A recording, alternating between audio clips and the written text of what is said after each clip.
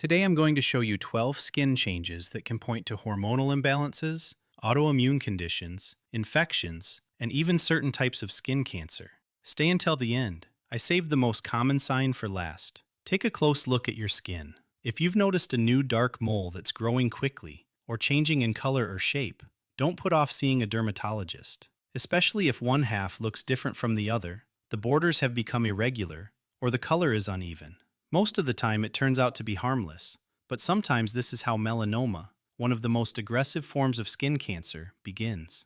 It's always better to check and be reassured than to miss something important. Now look for any sore that doesn't heal. If an area of skin keeps bleeding, crusting over, healing, and then returning in the same spot, it could be a sign of basal cell carcinoma or another type of skin cancer. Any skin lesion that hasn't healed within a month deserves medical attention. Next, pay attention to the sudden appearance of multiple skin tags. One or two skin tags are very common as people get older, but if many appear within a short period of time, especially around the neck, underarms, or groin, it may be linked to insulin resistance and metabolic problems.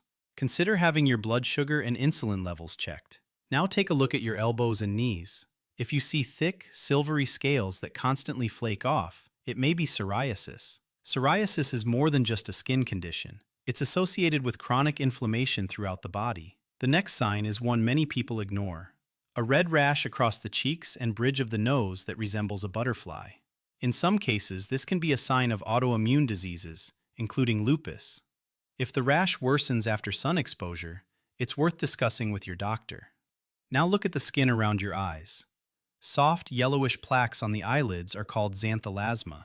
They can be associated with elevated cholesterol levels and abnormalities in fat metabolism. It's a good reason to have your cholesterol checked. Take a look at the backs of your hands. If your skin has become extremely dry, rough, and flaky, the cause may be vitamin deficiencies, dehydration, or an underactive thyroid, especially if you're also experiencing fatigue and feeling cold more often than usual. The next sign is actually quite common: dark, velvety patches of skin around the neck, underarms, or body folds. This condition is called acanthosis nigricans. It's often associated with insulin resistance and an increased risk of developing type 2 diabetes.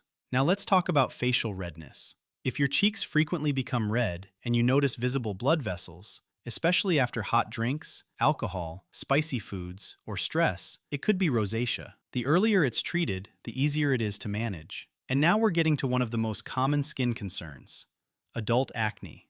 If you're still dealing with breakouts after the age of 50-20 or dirtic, especially around the chin and jawline, the cause may be hormonal changes, polycystic ovary syndrome, chronic stress, or poor sleep. Don't spend years switching from one skincare product to another.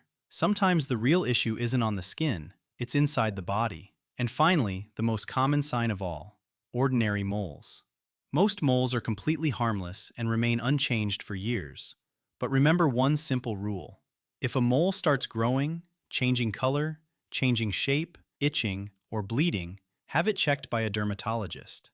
If you recognize any of these signs on your own skin, here are some basic tests to consider: complete blood count, or CBC, fasting glucose and HbA1c, lipid profile, ferritin, vitamin B12, vitamin D, TSH, and free TVR for thyroid function, and a professional skin examination with dermoscopy by a dermatologist. Your skin doesn't diagnose disease. Doctors and medical tests do that. But your skin is often the first part of your body to signal that something deserves attention.